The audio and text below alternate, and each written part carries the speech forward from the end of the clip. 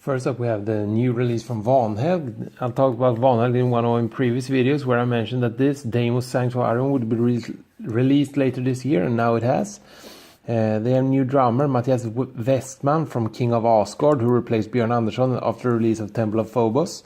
Other than that, the band is intact and they use the same producer in studio, so there are no major changes in the sound quality.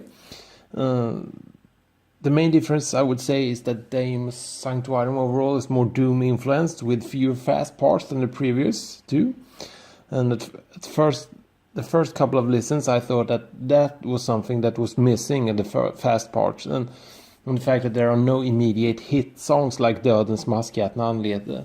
That made me a little skeptical to the record at first, but the more I have listened to the record, the better it gets. It's fantastic. And the record contains 7 tracks, and that's a runtime of 44 minutes, which is a little longer than Temple and Relics. My favorite tracks are the 2 first tracks, A Plea for Divine Necromancy and Så förgås världens härlighet, along with The Silent Observer. There are 3 tracks in Swedish, Så förgås världens härlighet, from the Latin Sic transit gloria mundi, which translates roughly to and so the glory of the world is destroyed. And vi föddes i samma grav. We were born in the same grave. And här finns ingen nåd. There is no mercy here. It was released in October on Pulverized Records and Dark Descent. And it was available on black vinyl, clear and white. And the black is limited to 600 copies. The other 2 limited to 200 copies each. As all other Vanhelg releases I have in my collection is black, I bought the black one. So it looks like this. It contains a lyric insert in the same vein as on Temple of Phobos, which is real cool. And the cover artwork and layout and everything is made by Mattias Frisk once again. And you can pick up a copy from Pulverized or High Roller Records if you live in Europe, and Dark Descent if you live in the US. Here are some snippets.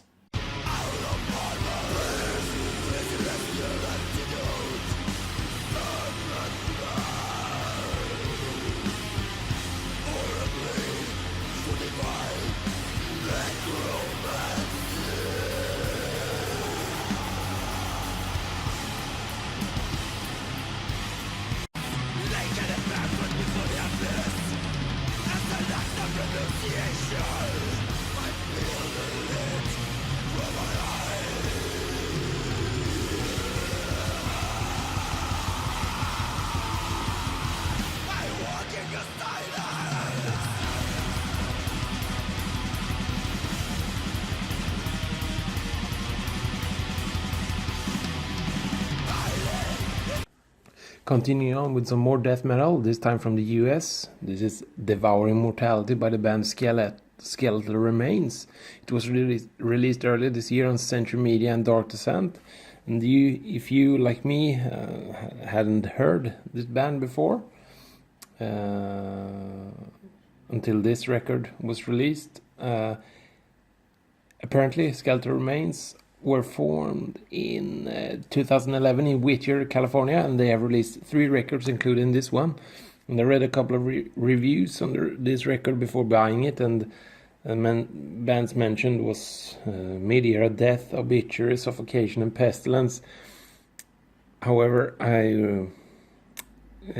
one thing that I think they sound a lot like Demolition Hammer, and apparently they took their name from a line in Human Dissection, probably the Demolition Hammer's best song. Yeah. There are 11 tracks on the record, and it clocks in at almost 45 minutes. Overall, it's a very good record, but they could have stripped down the song length slightly, and there are a lot of guitar solos. I'm not a big fan of guitar solos if it's not Mark Knopfler or such. My favorite tracks are Parasitic Horrors and Seismic Abyss. And the record was available in a couple of different colors, and some came with their CD included, and I have forgotten where I bought or ordered my copy from, but my version is the standard black, and it comes with the CD. and you get a lyric sheet. Also, you get a poster of the album artwork. And I think this is widely available. Nuclear Blast has copies in stock, for instance. Here are some snippets.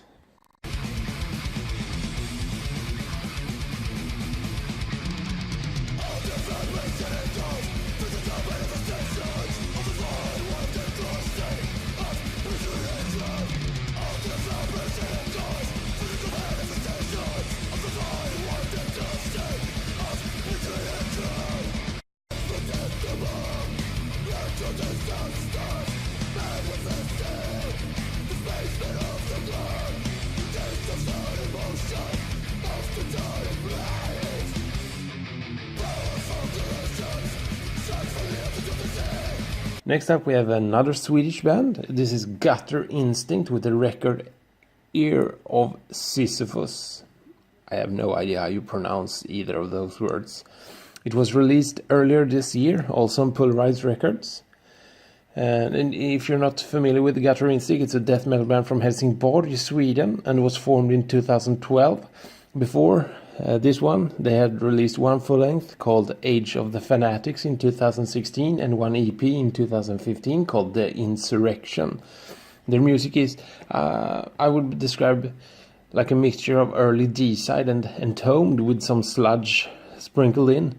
And the new vocalist Simon Fridlund and the old one Thomas Ernmyr, too, as a matter of fact, reminds me of a lot of Glenn Benton's vocals from D-side. There are 8 tracks on the record, but all of them except one is 5 minutes or longer, which takes the running time to 45 minutes again, which is quite long for this kind of music. And the songs are quite varied though, shifting tempo from fast to medium and slow and back, so it's not overly long. And my favorite tracks from this record, I think, are Satan Within, Shock Doctrine, and The Luminous Darkness. The record was available in 3 different colors: black vinyl, white vinyl, and bronze vinyl, where the white and bronze were limited to 100 copies each. And I picked up the bronze, and it looks like this. And you get a 2-sided booklet with lyrics. Also you get a poster of the album artwork. And you can pick up a copy on Pulverized or Nuclear Blast, among others. And if you compare this one to Age of Fanatics, their previous record, there are not that big of a difference, despite the change of vocalist. But I think this one is slightly better. Here's some snippets.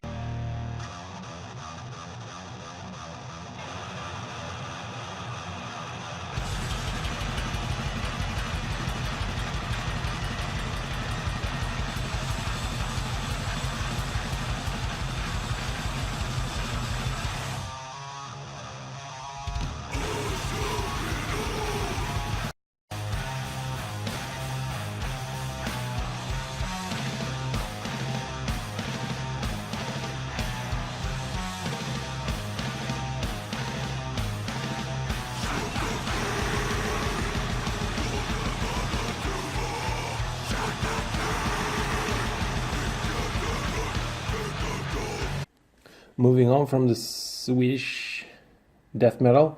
Next up we have a band called Urfaust. This one is their 4th full length, called Empty Space Meditation. It was released in 2016 on Van Records. And if you're not familiar with Urfaust, they're from the Netherlands and has been around since 2003. The band consists of Jim Doctor on drums and Willem Niemark, that apparently does everything else. And apart from their 5 full length, they have released a bunch of live records, EPs and splits, and their music is quite unique. It's some form of rather slow atmospheric black metal, but with a large dose of ambience, and the vocals are very different from ordinary black metal vocalists, and sometimes it reminds me somewhat, not the vocals, but the music is slightly similar to the Swedish band Switchblade.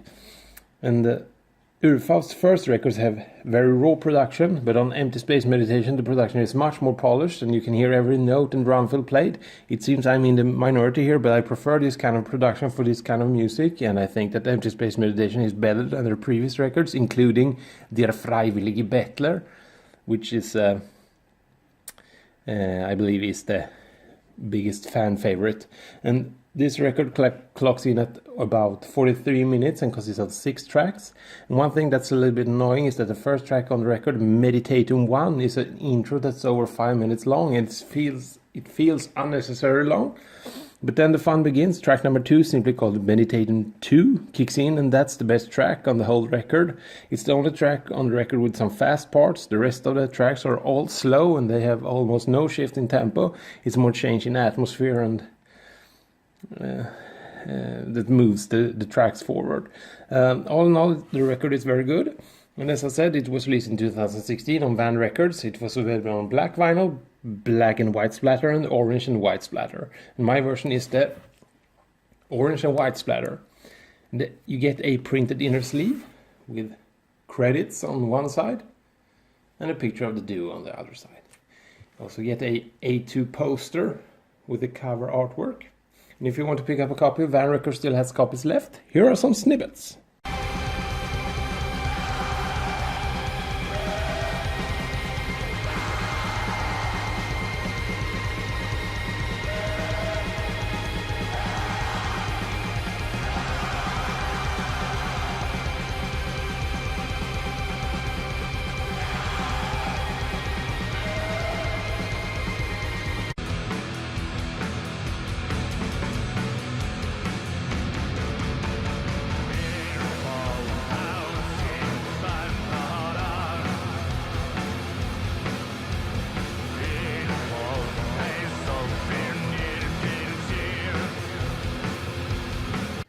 Next up we have Urfast's latest release called The Constellation Practice. This was released earlier this year, also on Van Records. And production-wise, this picks up where Empty Space Meditation left off, and music-wise, this has no fast parts at all. And the overall feel is that this is slightly slower, more like slow doom metal with ambience and some black metal mixed in. And The Constellation Practice is about 10 minutes longer than Empty Space Meditation, and this can be credited to the last track, Eradication Through Hypnotic Suggestions, which is more or less a 9-minute long outro. And all in all, I have a hard time deciding which of the two records I prefer. They are both very good when you want some atmospheric music for relaxing, but maybe nothing that gets your adrenaline pumping. My absolute favorite track on The Constellation Practice is track number 5, False Sensorial Impressions. It has a part in the middle that reminds me somewhat of Nile, circa in their darkened shrines for some reason. Anyway, the record was available in 3 colors, amber, clear, and the black amber splatter. And my version is the amber, and it comes with the CD, which is nice. And Van Records still has copies left if you want to pick up a copy. Here's some snippets.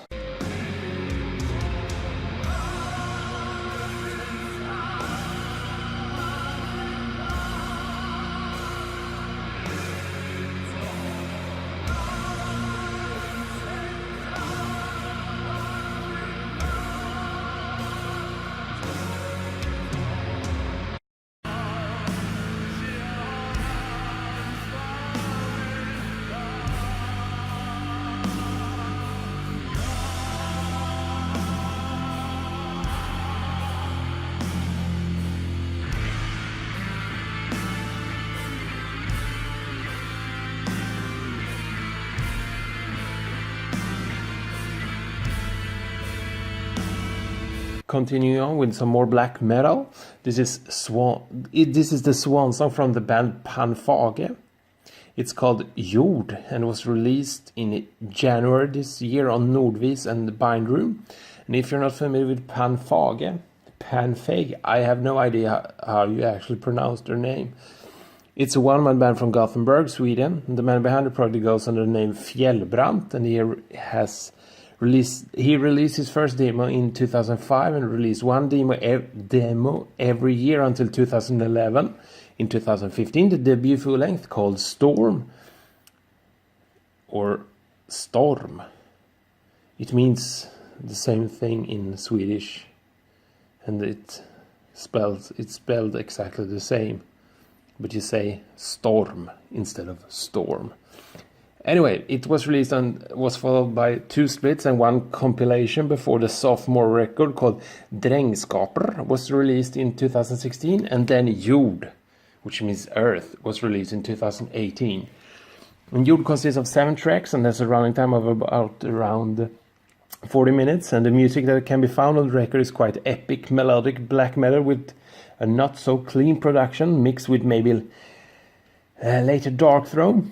And the drumming on the record, I don't know if it's real drums or not, but they could have been a little more alive or varied. But there are plenty of very epic and awesome guitar leads. And my favorite tracks are Odalmarkerna and Som man sår får man skörda. As you sow, so shall you reap. As I said, this was released in the beginning of the year, and it was available on standard black vinyl limited to 500 copies and on bronze vinyl limited to 300 copies. And I picked up the gold vinyl from Nordvis, and it looks like this. And you get a lyric sheet. And the strange thing is that I'm pretty sure he sings in Swedish, and all the song titles are in Swedish, but the lyric insert has the lyrics in English. So it's kind of hard to follow. And if you have heard Storm or Drängskaper, but not this one, definitely check out Jord, because everything is just better on this. After the release of Jord, Fjällbrant stated that he had accomplished what he was set out to do, and Pannfage was laid to rest, so there will be no more records under that name. And unfortunately, neither Nordvis or Bindrune have the record in stock anymore. Please note that the listing price was $20 or 17 euros for the bronze version when they had it in stock, and now you can pick it up on Discogs for more than twice of that price. Here are some snippets.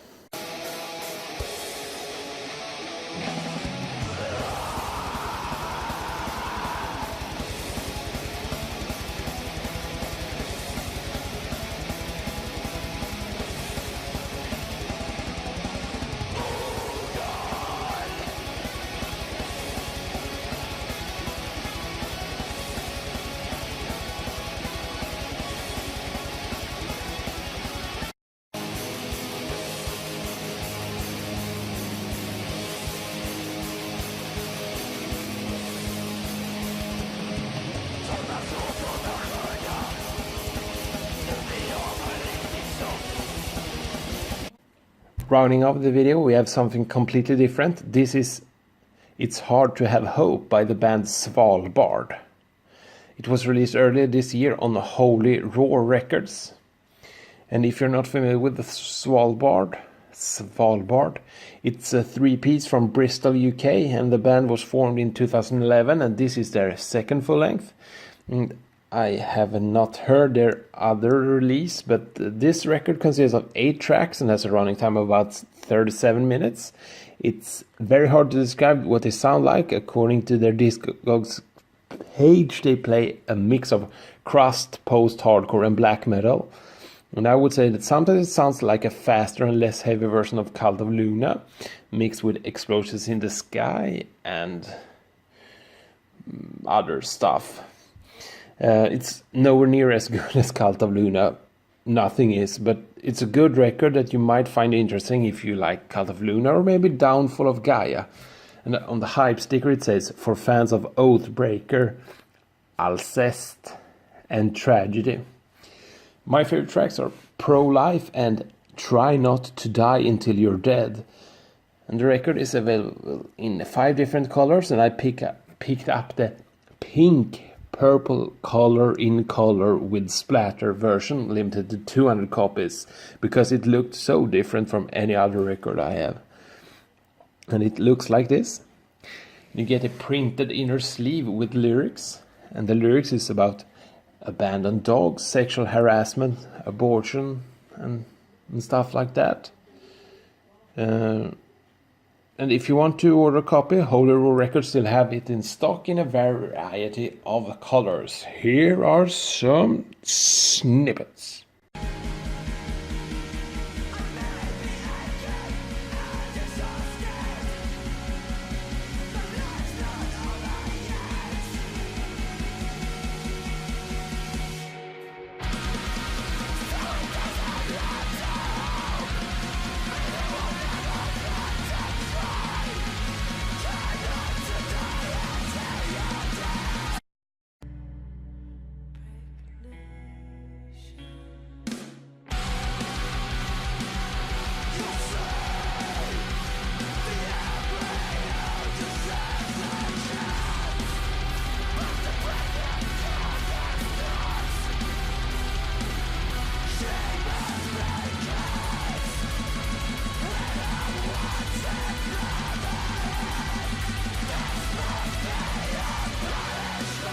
ese fue todo.